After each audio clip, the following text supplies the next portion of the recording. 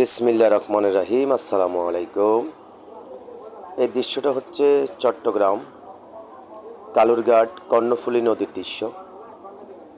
নদীর উপর দিয়ে জাহাজ, নৌকা, স্টিমার চলবে, এটাই নদীর সৌন্দর্য।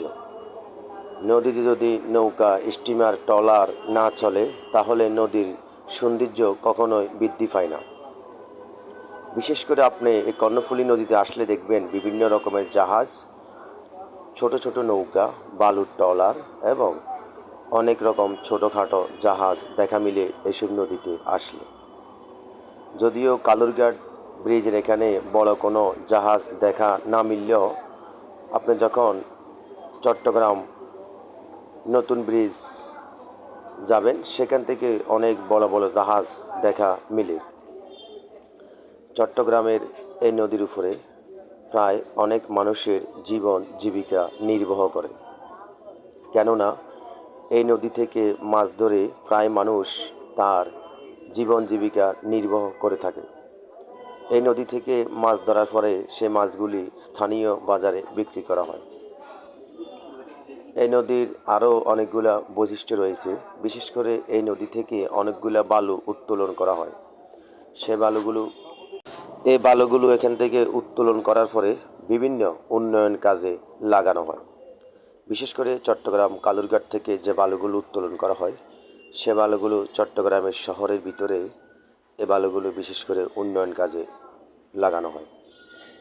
এবং আপনি যখন সাগর পাড়ে আসবেন আপনার অনেক টেনশন, দুঃখ, কষ্ট মুছে যাবে।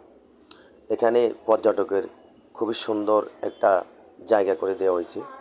যদিও এখানে আগে পর্যটকের কোনো প্রকার ভিড় ছিল না, বর্তমানে আজকে 2-3 মাস থেকে এখানে পর্যটক বসার মতো সিঁড়ি বানিয়ে দিয়েছে এবং সাধারণ পর্যটকেরা হাঁটা চলার কারণে এখানে সুন্দর একটা রোড তৈরি করা হয়েছে।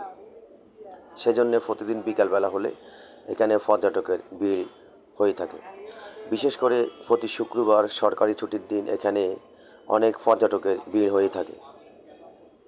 পর্যটকের কথা মাথায় রেখে বর্তমানে চট্টগ্রাম কালুরঘাট ব্রিজের আশপাশ সবগুলা উন্নয়ন কাজ করা চলমান রয়েছে। সেখানে কোনো প্রকার সমস্যা যেন না হয় সেজন্যে প্রাথমিকভাবে আনসার এবং পুলিশ বাহিনী নিরাপত্তার জন্য নিয়োজিত রয়েছে এবং আশপাশের এরিয়াতে খুবই সুন্দর একটা জায়গা তৈরি করে দেওয়া হয়েছে। আপনারা সকলে আসবেন, যারা আশপাশে আছেন সকলে এখান থেকে এসে অবশ্যই ঘুরে যাবেন এবং চট্টগ্রাম কালুরঘাটের নতুন দৃশ্যটা উপভোগ করে যাবেন। বিকেলবেলা এই জায়গাতে ঠান্ডা আবহাওয়ার মাঝে আকাশের সৌন্দর্য এবং সাগরের পানি দেখে সত্যি মানুষের মন ভরে যায়।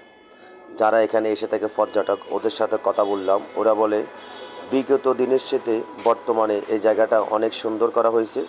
সেজন্য আমরা এখানে প্রতিদিন বিকালবেলা এসে সময় কাটাই। ধন্যবাদ।